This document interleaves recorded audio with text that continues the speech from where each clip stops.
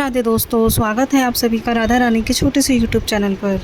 दोस्तों, आप सभी को पता है कि आज है 21 अगस्त और जैसा कि आपको पता है कि भादो महीने का कृष्ण पक्ष चल रहा है और हमारे जो कृष्ण पक्ष होता है, हर महीने के कृष्ण पक्ष की 14 तिथि को हम बनाते हैं मासिक शिवरात्रि, यानी कि आज के दिन पड़ रही है मासिक शिवरात्रि। कुछ लोगों को तो लगता है कि जो शिवरात्रि होती है वह साल में 2 ही बार आती है, चैत्र के महीने में और सावन के महीने में, लेकिन ऐसा नहीं है। मासिक शिवरात्रि हर महीने आती है। हर महीने के कृष्ण पक्ष की 14 को हम मासिक शिवरात्रि के रूप में बनाते हैं। तो दोस्तों, जैसे कि मासिक शिवरात्रि है 21 अगस्त 2025, यानी कि आज के दिन 12:45 से शुरू हो चुकी है और कल 22 अगस्त 2025 को यह 11:56 पे ख़त्म हो जाएगी। अब आप सोच रहे होंगे कि मैं तो हमेशा बोलती हूँ कि कोई भी त्यौहार उदय तिथि के हिसाब से होता है, तो ये आज क्यों बनाई जा रही है। यह है मासिक शिवरात्रि और जो हमारा मासिक प्रदोष के व्रत होते हैं वह हम उदय तिथि नहीं, उदय रात के हिसाब से बनाते हैं। यानी कि देखो, मासिक शिवरात्रि आज दोपहर 12:45 से रहेगी और सारी रात रहेगी।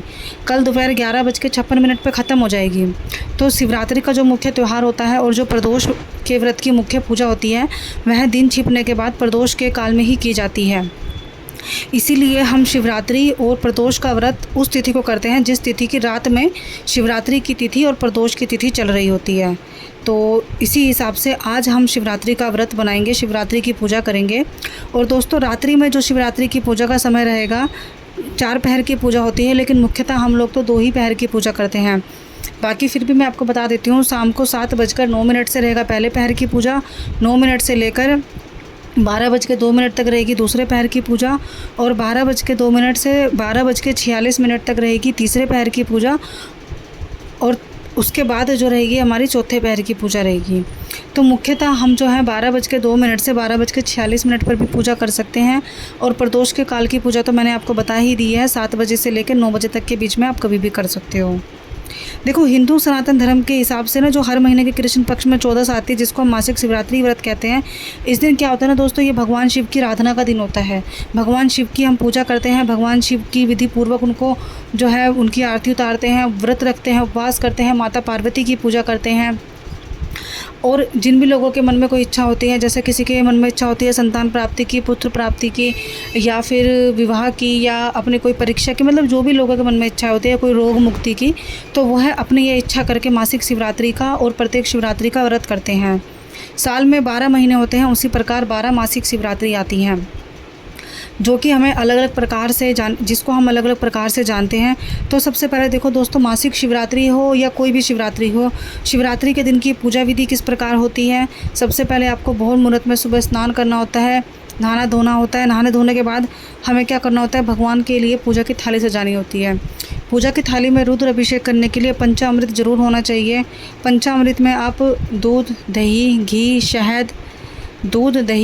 शहद और गंगा जल, ये 5 चीज़ें मिलाकर आप पंचामृत बना सकते हो।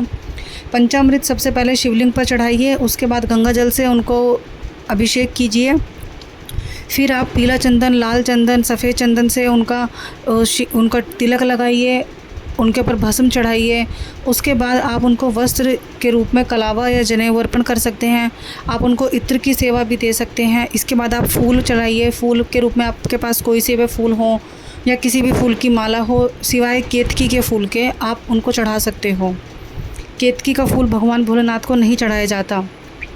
कनेर का फूल हो या शमी पत्र का फूल हो, ये फूल भगवान भोलेनाथ को, अपराजिता का फूल, यह फूल भगवान भोलेनाथ को बहुत ही पसंदीदा होते हैं। इसके बाद आप उनको बेलपत्र, भांग, धतूरे इत्यादि चढ़ाकर प्रसन्न कर सकते हो। इसके बाद आप उनको फल फूल, जो भी आप मिठाई मिष्ठान में लाए हैं वह चढ़ाकर आप उनकी आरती उतारिए।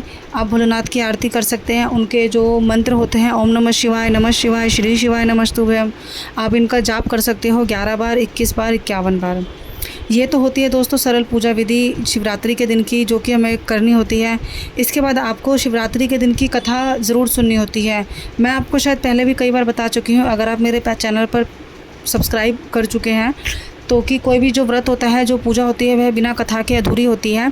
अगर आप भी मासिक शिवरात्रि का व्रत रखते हैं मेरी तरह, तो आप मेरे चैनल पर जाकर देख सकते हैं। मैंने पहले भी मासिक शिवरात्रि की जो व्रत कथा है वह डाली हुई है। तो कथा आप ज़रूर सुने, चाहे आप सुबह की पूजा में सुने, चाहे आप शाम की पूजा में सुने, लेकिन कथा सुनना बहुत ज़रूरी होता है।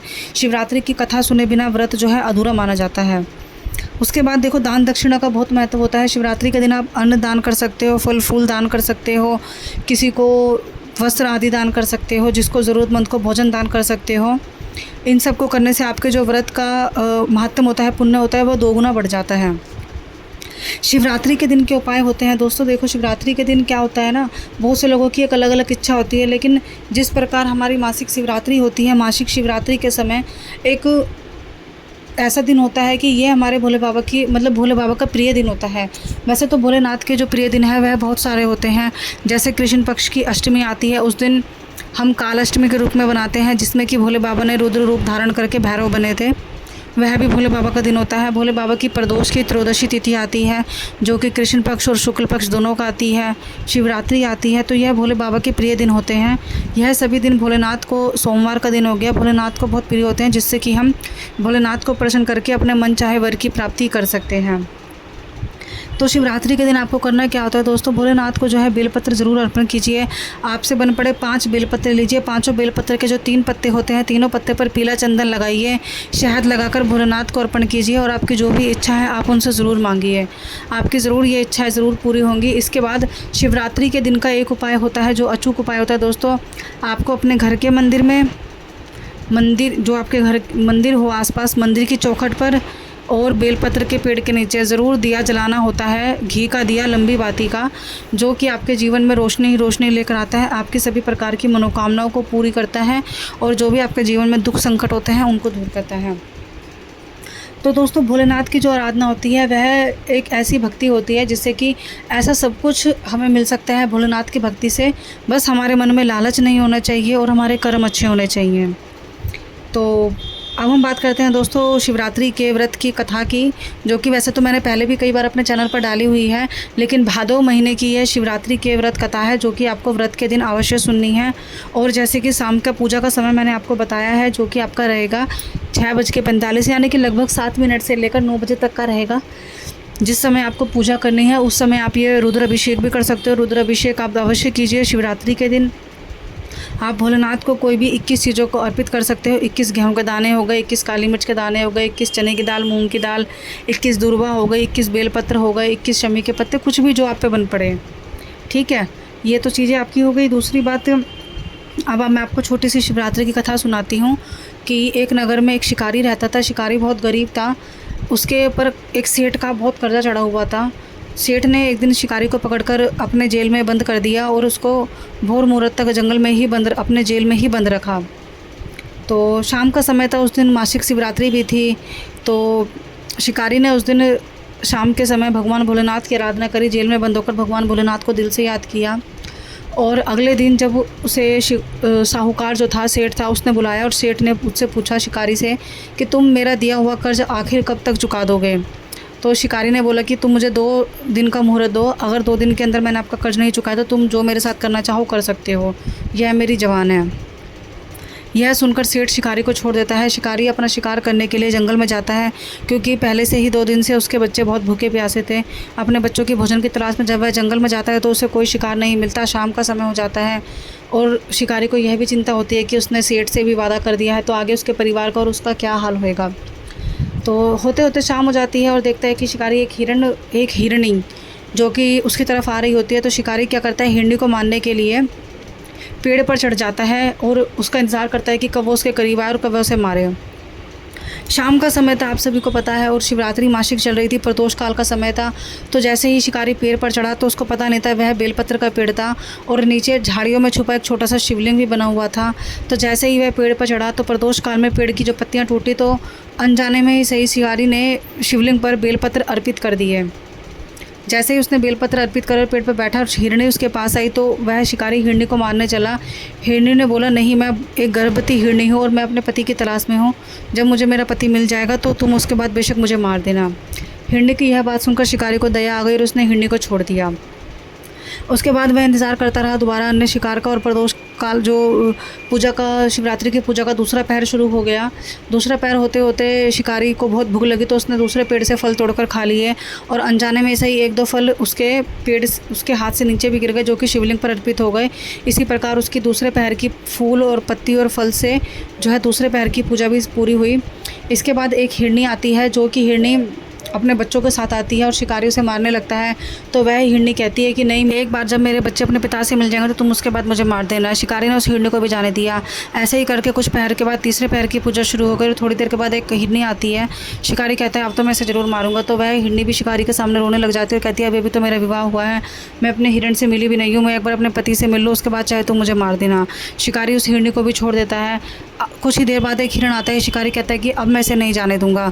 जैसे ही शिकारी उस हिरण को मारने लगता है तो कहता है कि तुम मुझे मत मारो, मैं अपने परिवार की तलाश में हूँ, जब मेरा परिवार मुझे मिल जाएगा तो तुम मुझे मार देना। तो शिकारी कहता है कि तुमसे पहले 3 हिरणी गई हैं, एक गर्भवती थी, एक बच्चों के साथ थी और एक नवविवाहित थी, तो उन्होंने भी मुझे यही बोला। तो जो दूसरा हिरण था वह कहता है कि वह तीनों हिरणी और कोई नहीं, मेरी ही धर्मपत्नी थी और मैं उन्हीं की तलाश में हूँ, जब एक बार वह मुझे मिल जाएंगे तो तुम मुझे मार देना। यह सुनकर शिकारी को दया आ गई और शिकारी ने उस हिरण को भी छोड़ दिया। शिकारी की इस दया भाव को देखकर भगवान भोलेनाथ बहुत प्रसन्न हुए और भगवान भोलेनाथ ने शिकारी को वर दिया। जैसे ही शिकारी ने एक अच्छा काम किया और उसके मन में दया भाव आई जानवरों के प्रति, उसी समय शिकारी जो था मुर्शिद हो गया और उसकी मृत्यु हो गई, वह मोक्ष को प्राप्त हो गया। मोक्ष को प्राप्त होने के बाद शिकारी अगले जन्म में राजा बना एक नगर का और वह अपने जो जीवन को बहुत अच्छे से व्यतीत करने लगा। अंत में दोस्तों कहानी का शीर्षक ये होता है, देखो शिकारी को पता भी नहीं था और उस दिन शिवरात्रि थी, प्रदोष का समय था और अनजाने में से ही वह पेड़ पर चढ़ा। पेड़ की पत्तियां शिवलिंग पर गिरी, फल फूल गिरे। अनजाने में ही से उसने बैठे बैठे शिकारी के तलाश में ऊपर से पत्तियां तोड़ तोड़ कर फेंकता रहा, बेलपत्र तोड़ तोड़ के फेंकता रहा। तो शिकारी की जो है अनजाने में से ही शिवरात्रि के दिन की तीनों पहर की पूजा हो गई और जो उसके मन में दया भाव था वह देखकर भोलेनाथ ने उसको मोक्ष की प्राप्ति करा दी, उसके इस जीवन के सारे दुखों को समाप्त कर दिया और अगले जन्म में उसको एक नगर का राजा बना दिया। तो अगर हम शिवरात्रि के दिन भोलेनाथ की पूरी विधि पूर्वक पूजा करते हैं मन से धन से, तो भगवान भोलेनाथ हमें अवश्य ही सारी समस्याओं से छुटकारा दिलाते हैं और हमें एक अच्छे जीवन जीने के लिए जो भी सुख सुविधाएं चाहिए होती हैं वह सब भोलेनाथ हमें दिलाते हैं। भोलेनाथ की जो भी आराधना हम मन से करते हैं और जो भी हमारी इच्छा होती है वह हमारी अवश्य ही पूरी होती है। तो दोस्तों यह थी छोटी सी भोलेनाथ की शिवरात्रि व्रत की कथा। देखो समय आपका भी पावन होता है और समय की बचत करना ही मेरा मेन मोटिव होता है कि मैं आपको जल्दी जल्दी यह कथा और पूजा की विधि बताती हूँ।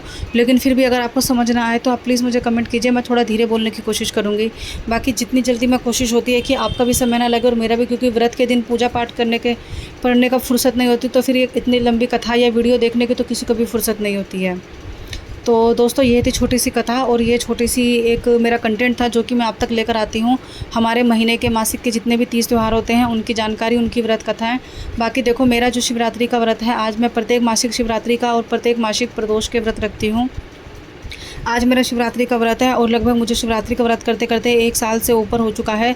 यह मेरा 13वां व्रत है जो कि मैंने पिछले सावन की शिवरात्रि से शुरू करा था और इस सावन की शिवरात्रि पे 12 व्रत हो गए। आज मेरा 13वां शिवरात्रि का व्रत है और अवश्य ही मैंने पूरे साल के अंदर जो भी भगवान भोलेनाथ से दिल से मांगा है वह मुझे ज़रूर मिला है। तो आप भी बस आप अपने मन में कोई लालच मत रखिए, कोई लोभ मत रखिए और अपने कर्म अच्छे रखिए। कभी अपने कर्म से किसी दूसरे का दिल ना दुखाइए। दूसरी चीज़ कि कोई भी आप कार्य करते हो, जैसे भगवान भोलेनाथ को फल फूल पेड़ आदि कुछ भी अर्पित करते हो, कभी किसी से दूसरे से मतलब अपने आप को कंपेयर मत करो कि भाई उसने इतनी अच्छी माला चढ़ाई तो मैं भी चढ़ाऊँ, उसने बेलपत्र अच्छे चढ़ाए तो मैं भी चढ़ाऊँ। नहीं, जो आप पे बन पड़े आप वो चढ़ाओ। अगर आप सूखा 1 लोटा चढ़ाओगे वो भी आप भोलेनाथ आपका अर्पित करेंगे, स्वीकार करेंगे। अगर आप एक चावल का दाना चढ़ाओगे वो भी भोलेनाथ आपका स्वीकार करते हैं। भोलेनाथ आपकी सिर्फ भक्ति को देखते हैं, भाव को देखते हैं। बाकी शिवरात्रि के व्रत का एक नियम होता है दोस्तों, शिवरात्रि के व्रत के दिन हमें मीठा खाना होता है। अन्न आप खा सकते हो लेकिन उसमें नमक मिर्च नहीं होने चाहिए, मीठा से आप भोजन करिए। और बाकी तो ऐसा होता है कि जो लोग पहला जैसा व्रत रखते हैं और स्वास्थ्य की समस्या को देखकर लोग अन्न और नमक भी खा लेते हैं। महिलाएं स्पेशल ध्यान रखें कि शिवरात्रि के दिन अगर आप पूजा करते हो, व्रत रखते हो तो सर धो के जब आपके बाल सूख जाएं तब आप भोलेनाथ की शिवलिंग की पूजा करें, नहीं तो आपका व्रत खंडित हो जाएगा अगर आपके बालों से पानी टपकता रहा और आप पूजा भी करते रहे तो। तीसरी चीज़ जो है भगवान भोलेनाथ के लिए बहुत प्रिय होती है कि अगर आपको भगवान भोलेनाथ तक अपनी कोई भी बात पहुँचानी है तो आप भगवान भोलेनाथ के नंदी के बाएं कानों में जाकर बोले, जो कि भगवान सीधा भोलेनाथ तक जाती है। आप कुछ ऐसे छोटे छोटे उपाय होते हैं, यह करके देखिए, अवश्य ही 2 से 3 महीनों के अंदर अंदर आपकी सारी समस्याएं दूर हो जाएंगी। बस अपने कर्म अच्छे रखिए, कभी किसी का बुरा मत सोचिए और छोटे छोटे। और बाकी दोस्तों, अगर आपको मेरी वीडियो अच्छी लगे तो मेरे चैनल को सब्सक्राइब कीजिएगा, मेरी वीडियो को लाइक कीजिएगा, शेयर कीजिएगा। इसी तरीके का कंटेंट मैं आपके लिए लेकर आती हूँ। फिर मिलते रहेंगे अगली वीडियो में। राधे राधे।